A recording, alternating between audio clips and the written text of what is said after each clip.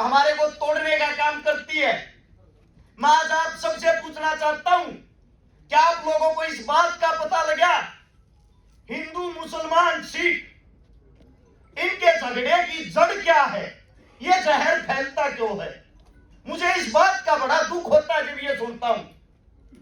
मेरी एक बार एक साथी से आपस में वार्तालाप हुई। मैंने पूछा, आप मेरे को ये बोलते हो कि मैं मुसलमानों का फेवर करता हूं, मैं आपसे पूछना चाहता हूं, आपको मुसलमान गंदे क्यों लगते हैं?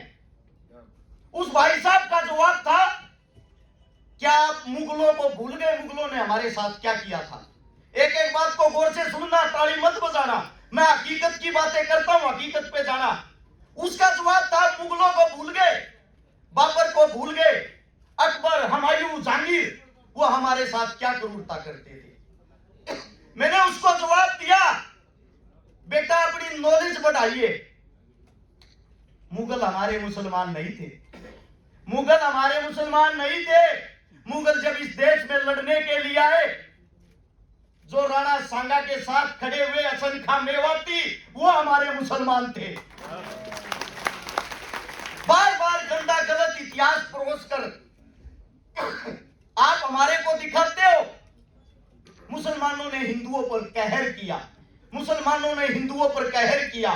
टीवी देखो, पत्रकार देखो, अगर कोई मुसलमान नाम का आदमी किसी बलात्कार में सम्मिलित होता है, उस खबर को विश्व लेवल की बनाया जाता है।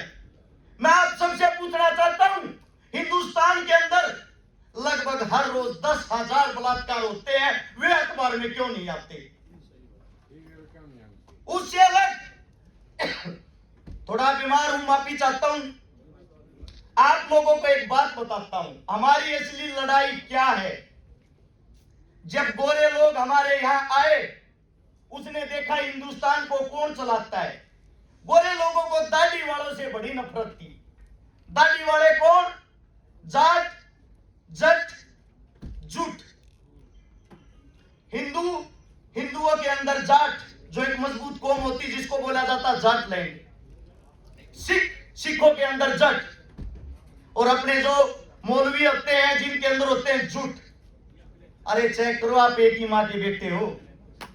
अपना ब्लड पहचानो, अपना रक्त पहचानो। जब अंग्रेजों को पता लगा ये हर लड़ाई में एक साथ इकट्ठे होकर लड़ते हैं, सिर्फ यही वो बुलंद आवाज, इनको तोड़ा कैसे जाए। आप लोगों को तोड़ने के लिए प्रायोजित दंगा कराया गया 1947 में, हिंदू पाकिस्तान का नाम देकर। जो आप लोग इस हिंदुस्तान की मिट्टी के लिए 47 से पहले एक होकर लड़े थे, आप लोगों के बीच में ऐसे आइटम बम अंग्रेजों ने तैयार कर दिए, एक दूसरे के खून के प्यासे हो गए, एक दूसरे की बहन बेटी की इज्जत लूटने लग गए। लाखों लोगों की ट्रेन यहां से भरकर मुसलमानों की पाकिस्तान जाती है खून से लथपथ। पाकिस्तान से हिंदुओं की ट्रेन भर के यहां आती है हिंदुस्तान में। उनको लड़वाने वाला कौन था, मरवाने वाला कौन था, मिटवाने वाला कौन था? कोई हिंदू मुसलमान नहीं, ये हिंदुस्तान की गंदी सियासत और राजनीति। आप लोगों को तोड़ा गया। जो हमारा पंजाब मजबूत था, हिंदुस्तान पे जो राज करता था, उसका उस बदले में 60% हिस्सा पाकिस्तान में चला गया। आप लोग 40% रह गए। भाई को भाई से अलग कर दिया गया। अलग करने के बाद उन्होंने देखा आज भी ये इस मुल्क को चलाने की हिम्मत रखते, इनको और तोड़ो। पंजाब को तोड़ के उसके अंदर से हिमाचल निकाल दिया, उसके अंदर से हरियाणा निकाल दिया। फिर भी आप लोग मजबूती के साथ दिखाई दिए। उनमें सबसे मजबूत रहा सिख। 1984 के दंगों के दौरान सिखों को इतना बदनाम कर दिया गया कि पगड़ी वाला आतंकवादी होता है। उसके बाद बचता है मुसलमान, जो आज इस पीड़ा को झेल रहा है। उसके बाद बचता है जाट, जो 2016 के जाट आरक्षण के दौरान जातीय दंगों को करा के आप लोगों को भी बदनाम कर दिया गया। हमारे हरियाणा का सीएम कौन है? उसके नाम को जानते हो आप? खट्टर। कहां से आते हैं खट्टर? कहां के थे? पाकिस्तान में रहने वाले, जो प्यार से हमने अपने हिंदुस्तान के मुल्क में रखे, पाकिस्तान से हिंदुस्तान में हमने बसाया। और आज जब हम आंदोलन करते हैं वो हमारे को पाकिस्तानी कहते हैं, जो हमारे सीएम खुद वहां के थे। इस देश का दुर्भाग्य है। मैं बार बार एक बात कहता हूं, नरेंद्र मोदी साहब जो खुद एक तेली जाति से संबंध रखते हैं, तेली जाति किसके अधीन आती है, किसके अंदर आती है, और आप इस देश को आपस में हिंदू मुसलमान करवा के लड़वाते हो। जिस धरती पर आज आप बैठे हो, जहां पे इस दिल्ली के अंदर जब ये पगड़ियां, ये टोपियां और ये दाढ़ी वाले एक थे, ये दिल्ली हमारी दुल्हन होती थी। आज बड़ा दुख है, दिल्ली को कौन चला रहे? जो दिल्ली के दरबारों में झाड़ू पोछा करते थे, उनके लोग कहां चले गए? वो असली मालिक, क्योंकि कोई भी प्रोग्राम करवा लो वहीं राजनीति घुस जाती है। मुझे दुख है जब हम किसी पीड़ा को झेलते हैं, हम अकेले होते हैं, उस संघर्ष में हमारे खिलाफ हमारे अपने लोगों को कर दिया जाता है। आज एक बात बताता हूं, जहां जिस धरती पे खड़े हैं, जो आखिरी लड़ाई थी 1857 की, जब मुगल खत्म होने वाले थे, यहां का जो आखिरी राजा था बहादुर शाह जफर, जिसकी उम्र हो गई थी 80 साल। दो चीजें होती थी, एक तो होती थी रियासत, रियासत का राजा दूसरे राजा के साथ लड़ता था, चाहे वो हिंदू हो, मुसलमान हो, जाट हो, राजपूत हो, अपने अपने क्षेत्र को बढ़ाने के लिए। रियासत से अलग होता था देहात। बात करता हूं देहात की। देहात ने कभी किसी की गुलामी नहीं की। आप वही देहाती लोग हो जिसने किसी की गुलामी नहीं की। सबसे बड़ी फौज आप लोगों की होती थी। जेड़ी फरसे गंडासे से अच्छी अच्छी सल्तनत कांपती थी। जब बहादुर शाह जफर को अंग्रेज कैद करने के लिए आए, वही राजा जिससे हिंदुस्तान हिलता था, वही मुगल पूत भागकर दिल्ली के जिस पृथ्वी पे, जिस कोने पे आप बैठे हो, यही गांव था छोटा सा, जिसका नाम था मालचा। मालचा गांव की शरण में आता है। उस वक्त भी हमारी 360 खाप होती थी, 360 खाप के प्रधान के पास, और ये कहता है मेरी जान बचा लो, मैंने जो कुछ किया उसको भूल जाओ, आज हम सब हिंदुस्तानी है, हिंदुस्तान के लिए लड़ो। ये बात सुनकर आप लोग, वो वर्द हो, वो बुजुर्ग हो, आप लोगों का इतना बड़ा दिल है। उस दुश्मन को आप लोगों ने सफेद पगड़ी बांध दी, सफेद कपड़े पहना दिए, और बहादुर शाह को बीच में खड़ा करके 360 खाप ने ऐलान किया, ये हिंदुस्तान का राजा है। अगर अंग्रेजों ने इसकी पगड़ी को छुआ, सब कुछ काट के रख देंगे, नरक बना देंगे तुम्हारे जीवन को। अंग्रेजों सुन लेना, अंग्रेजों को इस बात का पता लगा, अंग्रेज भी कांप गए, देहात से वो भी कांपते थे। आप लोग आजाद होने से पहले भी आजाद थे, गुलाम आप नहीं थे। अंग्रेज भी ऐसे ही कुर्सियों पर बैठते थे जैसे आज बीजेपी और कांग्रेस बैठती है।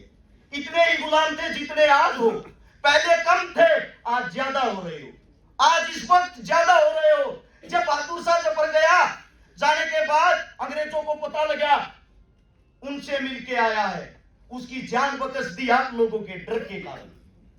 मैं आप लोगों से इतना ही कहना चाहता हूं, जिस दिन आप लोग मजबूत हो गए, अपने बच्चों को पहचान लिया, अपने बच्चों को मजबूत कर दिया, आप लोगों को हराने वाला कोई नहीं है। आप लोगों की मानसिकता गुलाम हो गई है, मानसिकता। एक प्रजापति ने, कुमार ने 5 गधे बांध रखे, छठे गधे को बांधा रस्सी नहीं थी, उसके ऊपर से ऐसे हाथ घुमाकर खूंटे की तरफ कर दिया। सुबह जब गधों को खोलता है, चारों गधे खोलते ही भाग लेते हैं। जिस गधे को बांधा नहीं वो वही बंधा रहा, वो गया ही नहीं कहीं। प्रजापति डंडा उठाता है, 3 दिन पीटता है उसको, वो 3 दिन तक वहां से नहीं हिलता। चौथे दिन प्रजापति के दिमाग में एक बात याद आई कि आपने इसके ऊपर से वैसे हाथ फिराया था। जब उसके ऊपर से वैसे ही हाथ फिराया, गधे ने सोचा तेरी भी रस्सी खुल गई, गधा तुरंत तोड़ लिया। वही गुलामी की जंजीरें आपके पैरों में है। सन 1700 में जब अंग्रेजों ने पहली बार आपके राजा को हराया, हिंदू, मुसलमान, सिख सब खड़े खड़े, लाखों आदमियों की भीड़, जब वे विजयी जुलूस निकाल रहे थे, अंग्रेज आप लोगों को देख रहे थे। अंग्रेज आपके बीच से जुलूस निकालते हैं, वहां लाखों हिंदुस्तानी उस जुलूस को देखते हैं, और उस जुलूस को देखकर जो हमारा राजा हार रहा था, उसकी हार पर हम तालियां बजाते हैं हिंदुस्तानी। अंग्रेज अपनी किताब में लिखता है हमारी संख्या 3000 थी, तालियां बजाने वालों की संख्या 3 लाख। एक आदमी एक पत्थर मारता, हिंदुस्तान कभी गुलाम नहीं होता। हमें दुख है इस बात का आज भी आप लोगों के हाथ में सत्ता है, आज भी आप लोग ताकतवर हो। बाबा साहब भीमराव अंबेडकर ने तलवार की जगह आपको उंगली की आजादी दी है। इस उंगली से बड़े राजा का विनाश कर सकते हो।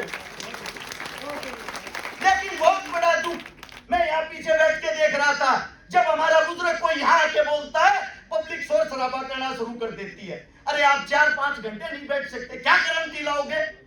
अपने बड़ों का मान सम्मान नहीं कर सकते, क्या क्रांति लाओगे? सबसे पहले आप सभी को एक ही बात कहूंगा, ये जो नफरत का जहर हमारे बच्चों के अंदर फैला है, उस पर विचार विमर्श करें, कैसे रोका जाए। सोशल मीडिया पर हिंदू मुसलमान करने वालों की उम्र गारंटी देता हूं किसी एक की भी 30 साल से ऊपर नहीं है।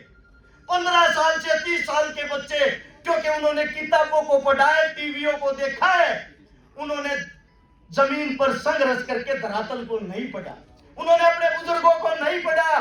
मेरे से एक मौलवी साहब कह रहे थे अभी प्रोग्राम में नौर में, हर्ष बेटा कितना पढ़ा है? मैंने मौलवी साहब को कहा, मौलवी साहब पढ़ा हुआ तो नहीं, ऊपर कटा हुआ हूं।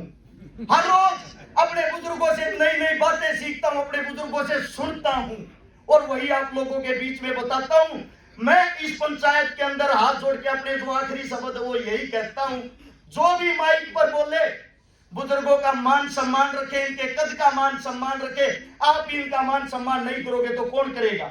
चाहे वो कितनी भी देर बोले, उसकी बात को समझने की कोशिश करे। दूसरी बात, कोई न कोई ऐसी बात ऐसा फैसला जरूर ले। चुनाव नजदीक है, दोबारा से यही बनेंगे, आप लोगों को गुलाम बना दिया जाएगा। अब आते टाइम भी मेरे पास कॉल आई थी सरकार के किसी नुमाइंदे की, बेटा रस छिकारा नू मेवात में जो तने रोल लिया है ना, उसका तने बहुत जल्दी गिफ्ट मिलेगा। मैं बोला जी क्या गिफ्ट दोगे मने? बोला जल्दी तेरे पे बलात्कार का मुकदमा दर्ज होगा। मैंने कहा मैं अपनी पत्नी से अलग हर औरत को बहन कह के बोलता हूँ। बोला फिर क्या हुआ? वो हमारा काम है, बलात्कारी तो लवाना है, सरकार हमारी, आदमी हमारे, हम अपने आप लवा देंगे। मैंने कहा मैं कल मरता आज मर जाऊं, मेरे शरीर के अंदर जब तक रक्त की आखिरी बूंद रहेगी, मैं भाईचारे की एकता की बात करता रहूंगा, जो मर्जी करे।